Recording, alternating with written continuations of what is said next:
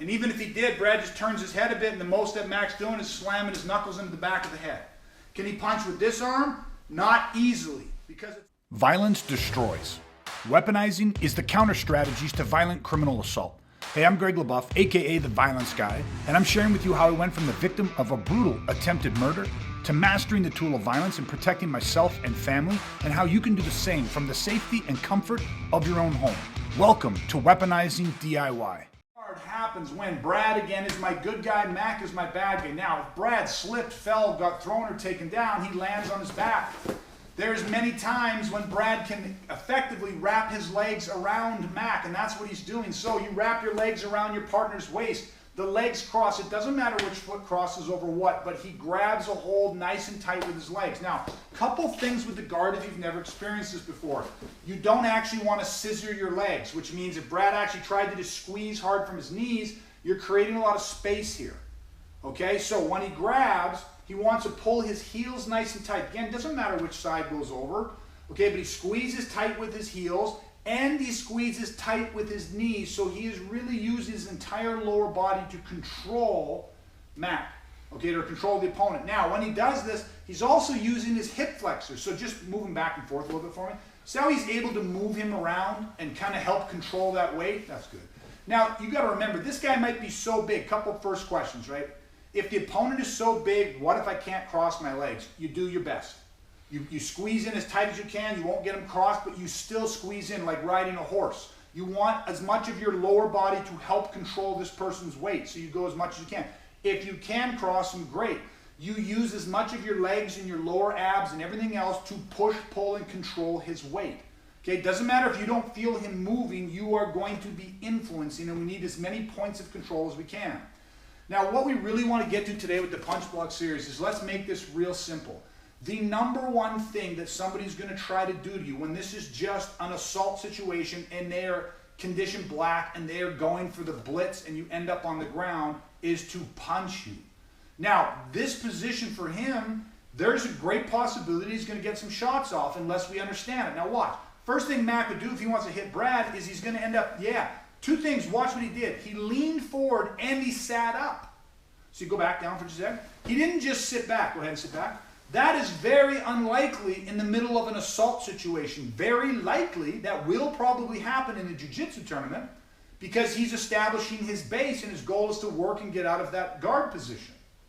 But in a street situation, in an assault situation, he leans forward because he's getting his weight up. He's loading up in the shoulders to get ready to punch.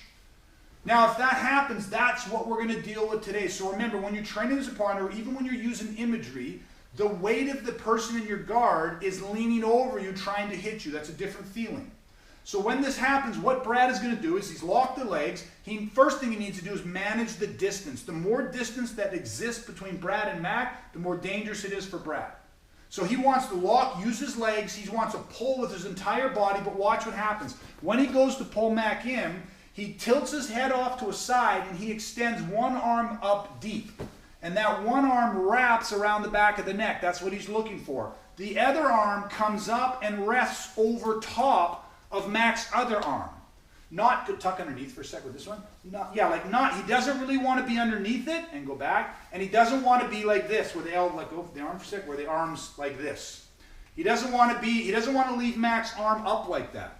Okay, because if he's big and strong, that's too hard to control. He actually gets his arm on top of that so that it's almost underneath his armpit. The opposite hand is wrapped deep around the neck. Okay, so you notice what Brad's actually doing. He's pulling back on his head like that. Okay, he can also just extend your arm straight through, like towards me. Yeah, tight. Yeah, over it, grab deep. He grabs deep over here to pull his head nice and tight. Okay, either one of these is acceptable and works. Okay, so adjust it however you want to personally adjust it. So he likes to grab onto the head like that. It's perfect. Okay, so now if Mac tries to sit up, he's trying to push back and he's trying to sit up. Okay? Now, you notice that he can lift his body weight? That's okay. We're going to take care of that in stage 2. But in the first stage here, Mac is still driving in and trying to punch. So go ahead, try to punch a couple times. See, if he's trying to punch, watch. Try to punch, don't sit back. Just hang on right there, pause. He tries to punch. Can you punch him with that hand? So punch with that hand, left hand. He can't reach the head. And even if he did, Brad just turns his head a bit, and the most that Mac's doing is slamming his knuckles into the back of the head. Can he punch with this arm? Not easily, because it's underneath Brad's other arm. He's using the whole weight of his arm and body to control that. Legs are pinched in. You try to bring your knees as high as you possibly can to keep very little space between your knees and your elbows. That even reduces less. That makes it harder for him. There's no space for him to cock those arms all the way back. This is called a stage 1 punch block. Okay, so sit up one more time and let's see this again. So go right from locking the guard up. So he wraps legs, shoots up. Oh, yeah, go ahead and punch him back. Yeah. Sits up, and then Brad pulls him in nice and tight. Okay, good. One more time. Want to see that? Mac, you go to hit. Brad locks legs, reaches up, pulls in. Perfect. Okay, so your first aspect, or first part of your drill, is to reach up and grab one hand around the back of the neck and the other hand over top of his arm. Lock your legs, pull him in. I want to show one more time. Go again. Perfect. Now, watch this. You might ask a question here, and you might think, oh, I'm going to get confused on this. The arm that's around the neck, try to put your head on that same side, Brad. That's going to feel messed up. You can't do it. So arm goes around the neck, your head's on the opposite side. Okay, it's just going to, the only way this is going to feel comfortable. Okay, so make sure you put your head the way you want. Yeah. So there, and this other arm's got to be on top of it. Just switch over to the side for a sec. So see how he just pushes his head to the other side? He's got the exact same position. Switch back for me. Just all it is so whatever arm goes around the back of the neck, the other arm lies over top. Okay, that other arm lies over top of his arm, and you've got him. Pull nice and tight, head tucked in nice and tight. Okay, elbows up, try to minimize as much space as possible. Okay, that's stage 1. Now, if we look at this and break this down, we say, what's the one spot that Mac can punch Brad easily? There's only one spot here, easily. And that one spot, go ahead, Mac, right here. See, he can't get his arm up high to hit Brad in the head, not easily, right? But he can come down, and the only spot, or the easiest spot to hit him, is right here in the ribs. Just pulls the arm back and starts hitting the ribs. Now that's one reason why you want to try to keep your knees high, but let's face it, we're not always going to be able to get our knee to our elbow. So what you're going to do now is you're going to shift to a stage 2 in this punch block series. So watch what Brad does. When Mac is kind of, go slow and wind up and hit, when he's kind of winding up and hit, see how Brad framed his arm on the inside of that?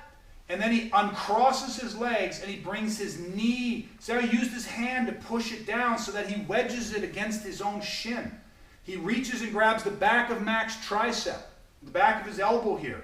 He keeps his arm, keep everything nice and tight against the leg, and he wedges it in there. And then he kind of pushes his leg to the outside to keep it tight. So kind of move the arm a bit for me, Mac. It's very difficult for Mac to move that arm. The other side is still wrapped up nice and tight. Okay, so let's slide back into the stage 1. So watch it one more time, okay? Mac is, boom, hitting the ribs. First thing Brad does is he uses his arm like a ramp. Okay, guys, we'll go back and go through that really slow. Okay, so his arm comes up.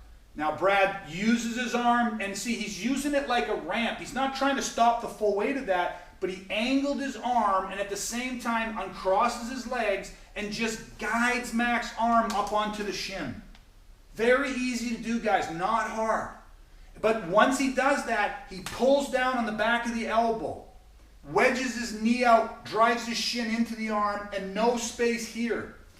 Leave a little space here. If you leave space there, swim your arm through. Mac will swim his arm through and he gets it free. So that's an absolute critical component to this. Okay? Holds everything nice and tight.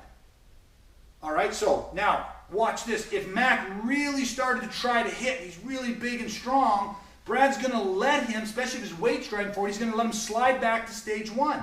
So at any point in time, boom, see how he just let that go and wrapped over top, and he's right back into a stage 1.